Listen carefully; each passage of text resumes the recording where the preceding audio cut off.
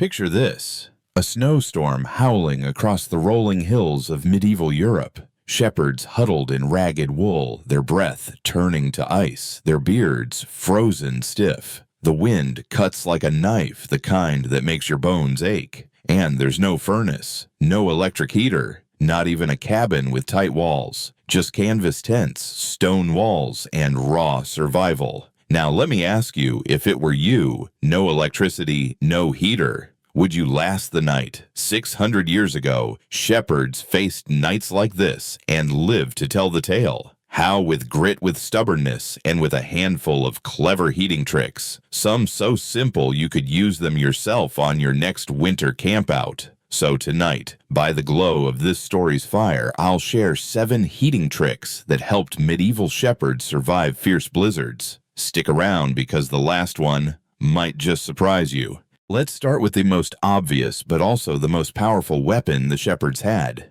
the sheep itself. Picture a shepherd in the middle of a storm, his tent shaking the wind, screaming snow piling up at the entrance. He doesn't have down jackets, no high-tech sleeping bag. What he's got is sheepskin and wool. They would strip the hides, dry them, and turn them into thick blankets. Sometimes they spread the wool out as bedding. Sometimes they even hung it along the tent walls to make a crude insulation. Crude, but it worked. Why? Because wool is a miracle fiber. It holds heat even when it's wet. It breathes, it insulates, and the natural lanolin in the fibers helps it resist moisture. That's why even soaked wool can keep you alive when cotton would kill you. Now think about that for a second. 600 years ago, a shepherd wrapped in sheepskin could outlast a blizzard while his fire barely flickered in the corner. That's raw survival. And here's the kicker: it's still true today. Bushcrafters and preppers still swear by wool blankets.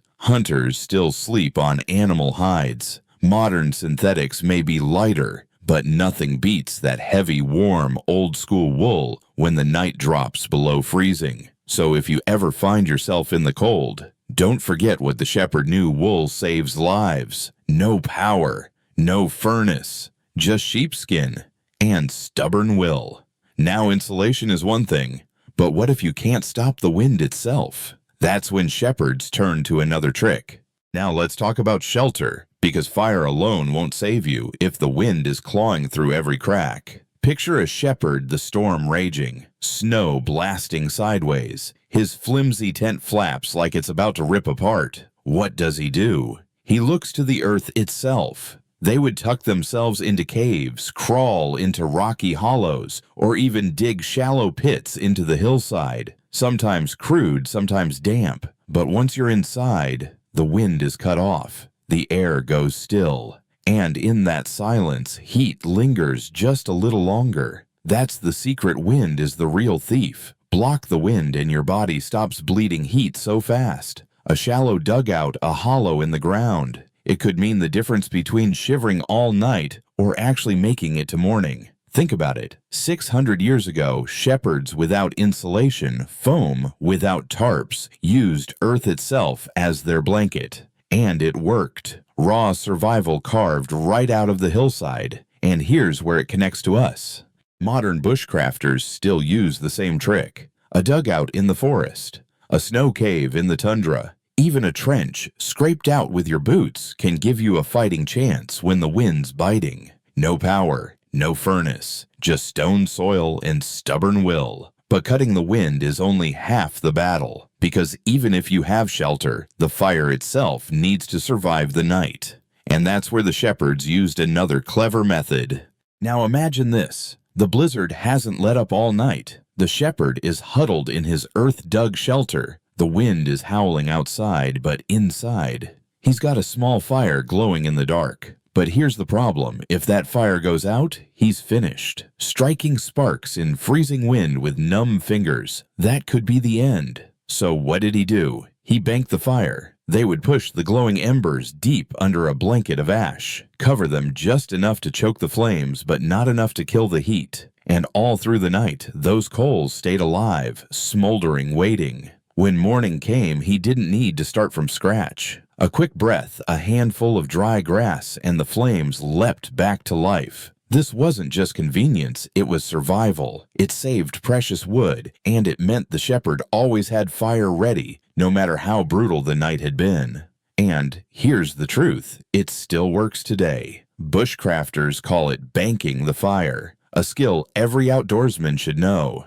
If you've ever woken up to a dead campfire in the cold, you know the misery of fumbling with flint when your hands are frozen solid. Banking your fire is like tucking a sleeping child under the covers. It stays warm, safe, and ready when you need it most. No electricity, no gas stove, just ember ash and stubborn will. But keeping the fire alive was only half the story, because sometimes the best heater wasn't fire at all.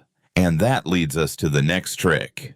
Now picture this. The fire is low, the storm hasn't stopped, and the cold is clawing at every bone. The shepherd knows. If he sleeps alone, he may not wake up. So what does he do? He pulls everyone together. Men, sheepdogs, even the sheep themselves, packed tight inside a tent or stone hut. It's not pretty, it's not comfortable, but it works. That body heat adds up. Layer on layer, person to dog to sheep. They become a living radiator. Breath-steaming bodies pressed close, they share warmth, the way nature intended. Raw survival measured in heartbeats and body heat. And here's the thing, this isn't just medieval wisdom. Modern survivalists still use it. Soldiers in the field, hikers trapped in snow, preppers caught off-grid. The tactic is simple shared body heat, sometimes called the buddy system. If you've ever been frozen solid in a sleeping bag, you know another warm body can mean the difference between misery and making it through the night. It may sound rough.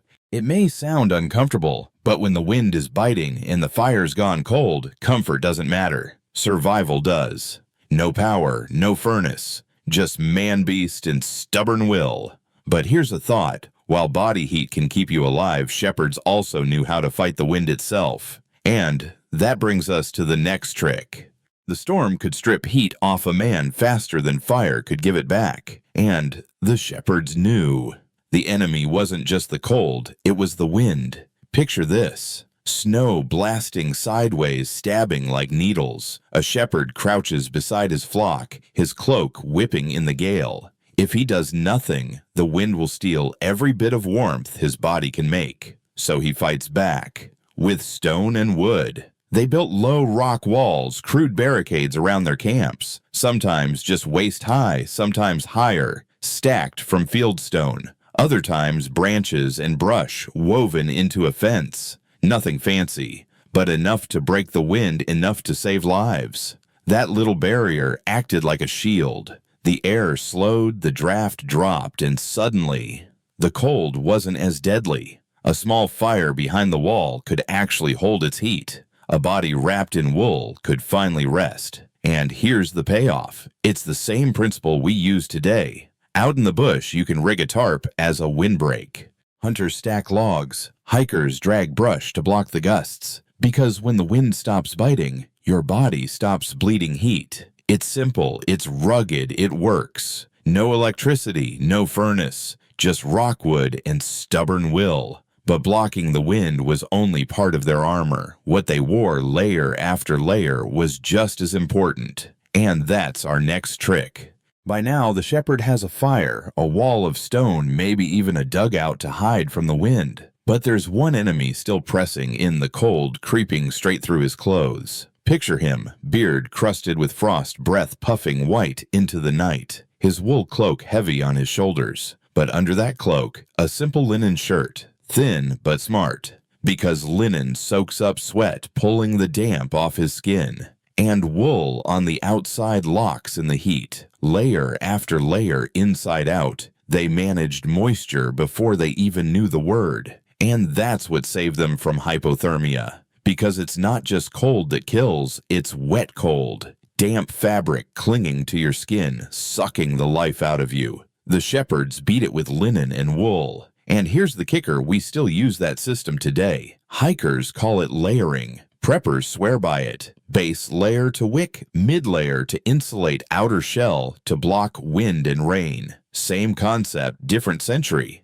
If you've ever hiked in winter, you know get wet and you're done. Stay dry, stay layered, and you stand a fighting chance. No power, no furnace, just fabric fire and stubborn will. But even with clothes and fire, sometimes the shepherds wanted more heat that lasted through the night, even while they slept. And that brings us to their final trick. Now, picture the final trick. The storm has eased, but the night is still frozen solid. The shepherd lies down on a bed of straw, his wool cloak pulled tight, breath fogging the dark. He knows the fire won't last till morning, but he's got one more trick up his sleeve. He heats stones by the fire, not so hot they'll crack, but hot enough to hold the glow of the coals. Then he wraps them in cloth, sometimes leather, sometimes wool, and he tucks them beneath the straw where he sleeps. Those stones slowly bleed warmth through the night. Not forever, maybe just a few hours, but long enough to keep frost from biting too deep. Think about it. 600 years ago, a shepherd turned cold stone into a bed warmer. No furnace, no gadgets, just fire, rock, and grit. And it worked. And here's the beauty. This isn't some lost art. Survivalists still use it today. Hunters heat rocks in campfires, then slip them into a bivy sack. Snow campers bury hot stones in their shelters. It's the same principle. Capture the fire's gift and let the earth release it back slowly while you sleep. No power, no heater, just rock straw and stubborn will. And there you have it, the seventh trick. Simple, ancient, effective. But I've got a question for you. If you had to spend one freezing night out there, which of these 7 tricks would you trust with your life? So here's the truth. Those shepherds didn't have electricity. They didn't have propane heaters or high-tech gear. What they had was grit, common sense, and the wisdom of survival passed down through generations. They turned wool and stone into life-saving tools. They turned caves and dugouts into bunkers against the storm. They shared warmth with animals, banked their fires, and found a way to push through nights that would have frozen most men solid. And here's the part that matters. You can still use these tricks today. Hikers, hunters, preppers, bushcrafters, all lean on the same principles. Wool blankets, windbreaks, layering, hot rocks buried in straw. It's old wisdom, but it still works. Survival isn't about fancy gear. It's about creativity. About using what you have where you are to stay alive. That's what those shepherds did 600 years ago. And that's what you can do if the storm ever finds you. No power, no furnace, just fire, stone, wool, and stubborn will. So, we've walked through 7 tricks.